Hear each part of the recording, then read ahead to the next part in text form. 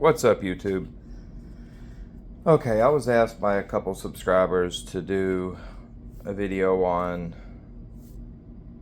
what steels do best with what edge finishes. So we're going to start it out. We're going to do this in two parts. We're going to do it first with your more budget steels, and then we're going to do another on more premium powdered steels.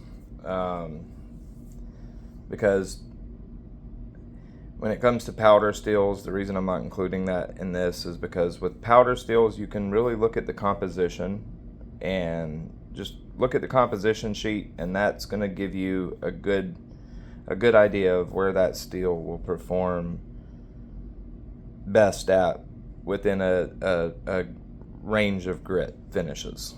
Not so much with budget steels, but some of these steels you can't go look up the actual composition, so and people that are into these kind of knives probably aren't as serious into steels, so they're probably not going to really go look up composition sheets, and even if they do, they're probably not going to invest time to learn what the composition sheets really mean. Kind of a what does what type deal. Element wise, your carbide formers and so forth,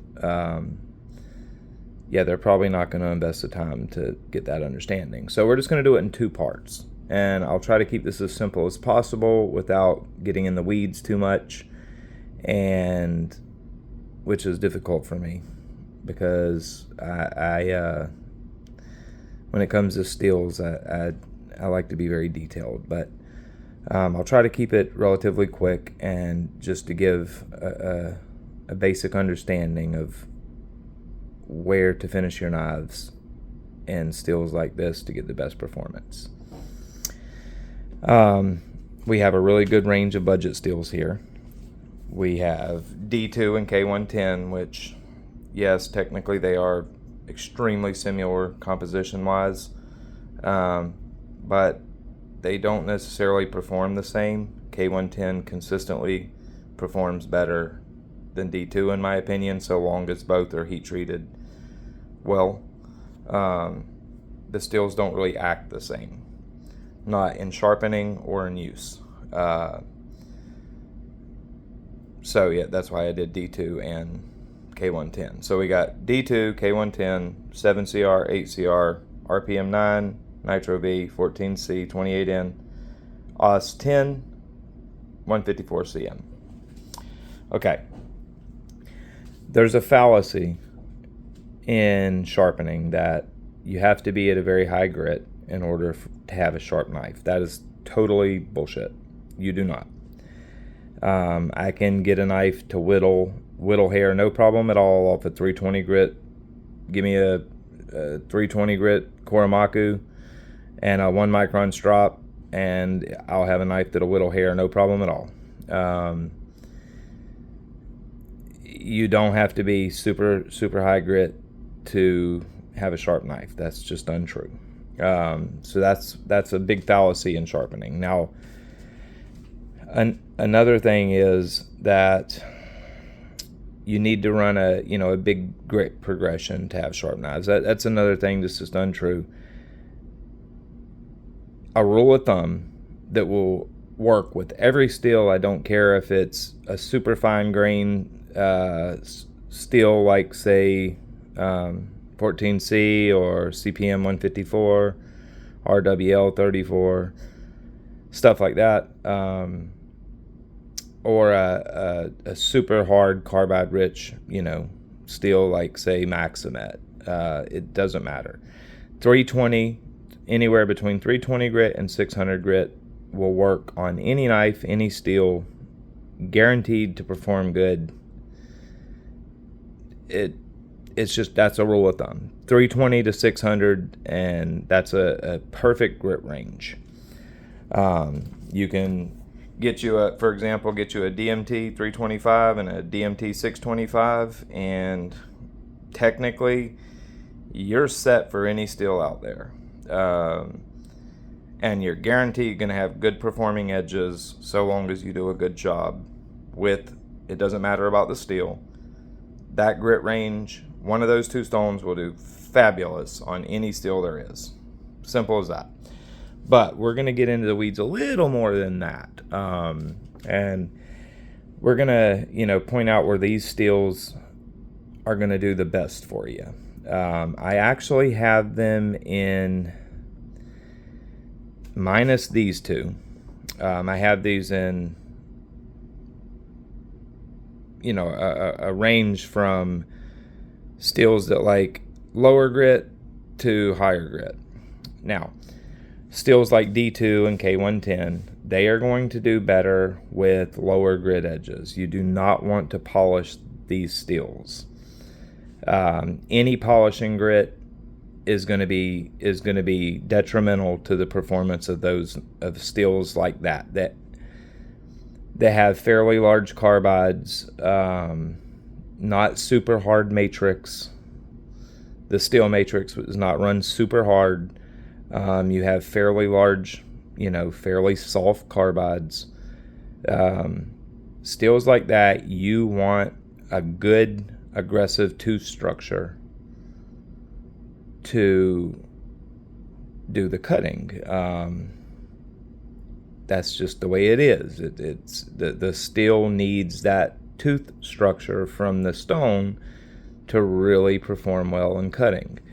So with D2, K110,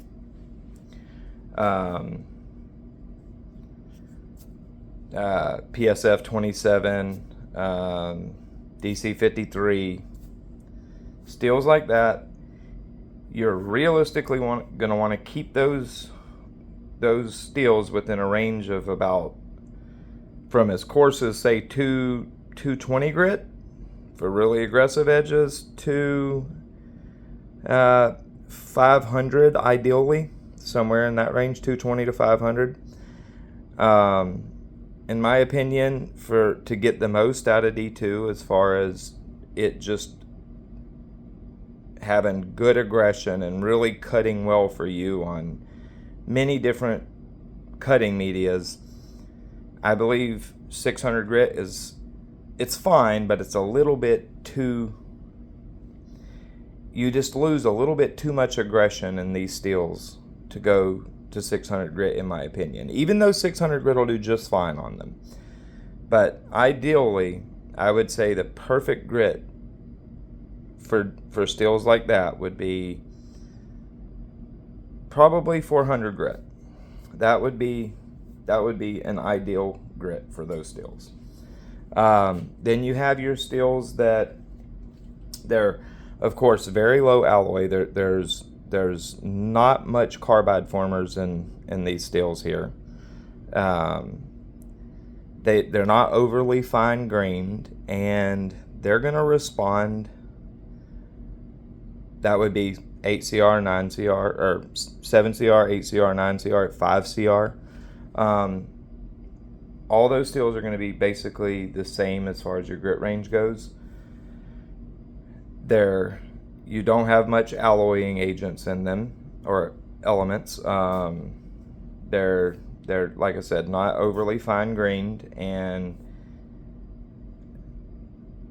they're going to do better with not quite as large of a tooth structure that the stone cuts as say these steels, but you don't want to take them too fine neither. So I would say these steels here, and steels that like that 4116 Krupp steel, 4034,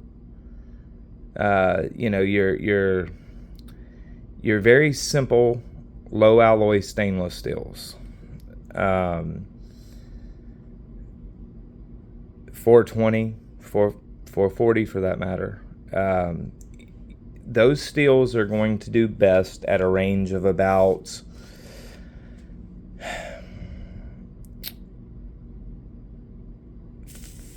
400 to 1,000.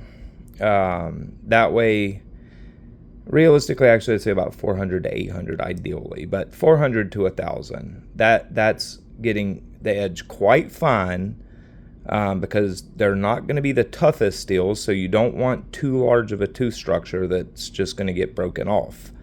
They're not run that hard, so you got to keep that in mind. And they don't really have no carbide formers, or the volume's going to be very, very low. So that 400 to 800 grit is going to leave a fairly aggressive tooth pattern from the stone in the steel, which is your micro serrations. That's where these steels are going to perform best at. 1,000 would be at the absolute upper limit. 320 may be a little too low.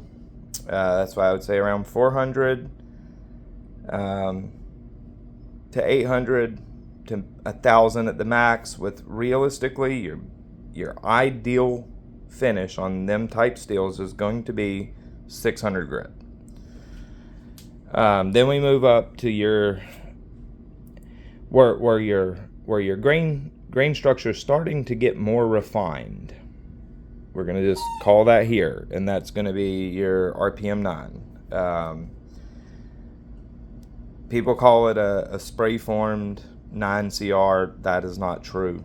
That is not what that steel is. You probably do get somewhat like 9CR performance. The composition, we've seen the composition. It's definitely not a 9CR composition. But anyhow, you're starting to get finer grained, slightly more alloying elements in it, and the carbides that have formed are smaller. So as that grain structure gets smaller, your micro serration pattern you want smaller. Steels like this, I would say that you would want them realistically in the 600 to 1,000. That's going to be an ideal finish for them type steels that are going to get you the most performance. You're going to have good bite, but yet you're going to have still a very keen edge that benefits that finer grain structure. Then you're going to go to your steels like Nitro V, AEBL, 14C, 13C26, steels like that are very clean, very, very, very low impurities in them steels, and they're extremely fine grained. Steels like that, they're going to naturally be tough because of the extremely fine grain structure, the extremely clean steel composition, and very, very low carbide volumes. And the carbide formers that are there are extremely going to create extremely small carbides. Perfect steels that you're going to want to run at a higher, you want that tooth structure from the stone to be smaller. That suits the steel. Steels like this, in my opinion, their perfect grit range is going to be from 800 at the low end. Again, they'll do fine with 600, but 800 to a full mirror, 800 to say 6,000. That's going to be ideal for these steels, and steels like that. And then we have, these are a little strange. And what I mean by that is like your OS 10 and your 154 CM, CPM 154, RWL 34, etc. While these are steels that should do very well at a higher grit, considering they're a nice clean steel, they have a fairly refined microstructure, so long as heat treat is good. A fairly refined microstructure,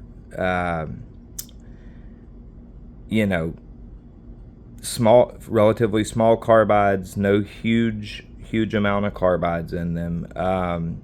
These steels should do better at higher grits, much like the Sandviks and stuff, but they don't.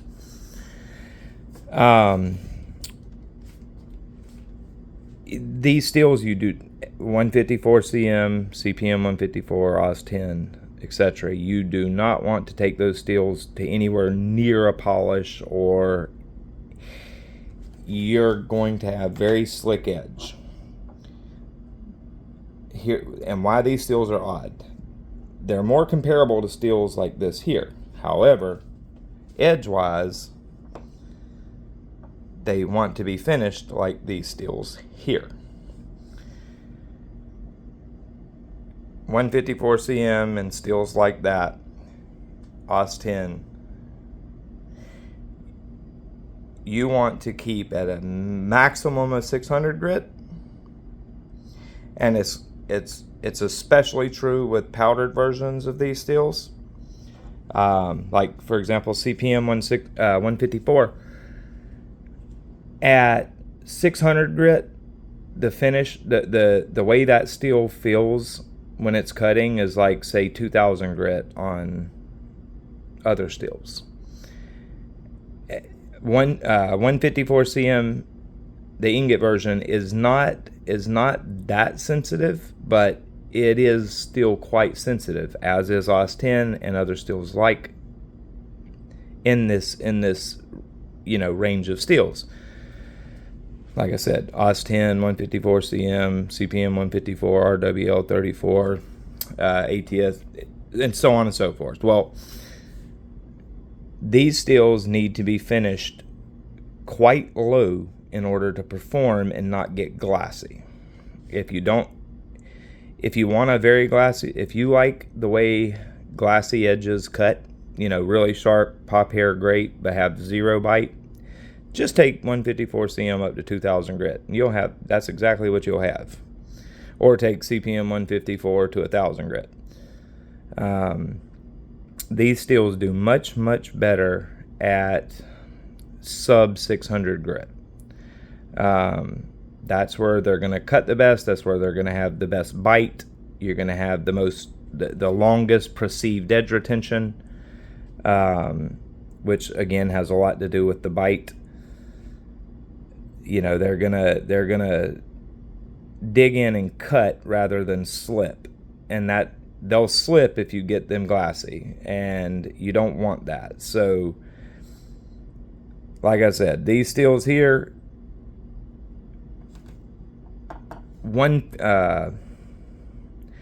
anywhere from 220 grit to realistically 500, ideal grit pattern or grit finish for 154 cm, OS 10, and steels like that is straight off of a 320 grit stone to a 1 micron strop for a few passes, and that's that.